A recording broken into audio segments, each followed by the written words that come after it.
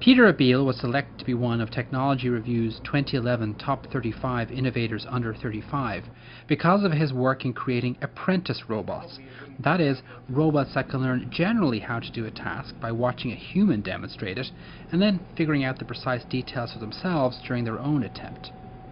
Because apprentice robots don't have to be explicitly programmed for every task, they could be used for a wider range of jobs than robots can perform today.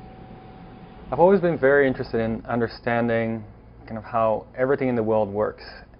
It was initially not particularly robotics or computer science, but just anything, physics, math, engineering, and so forth. And I got particularly interested in robotics and computer science because I think we can see ourselves make a lot of progress in the next 10-20 years in that area. Apprentice robots are robots that will observe human perform a task, often a task that's really hard to program into the robot, but the apprentice robot will,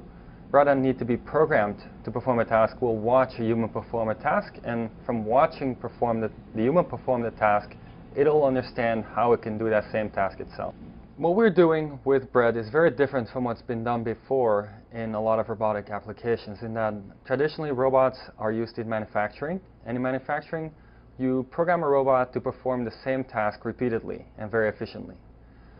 When a robot's asked to fold a towel, the big challenge is that the towel is not going to appear the same way for the robot at any given time. It'll always appear a little differently. So to get the robot to fold towels, you need to give it an understanding of what it's seeing, and once it knows what it's looking at and understands in what configuration it is, it needs to understand how to manipulate it to get it into the shape it wants to get it into. So the robot we programmed it both with a perception mechanism to understand what it's looking at, and with a planning and simulation mechanism such that it can, in its head, simulate what would happen if it were to move certain parts of the towel around, and based on that it can plan ahead and decide what it should do to achieve the goal.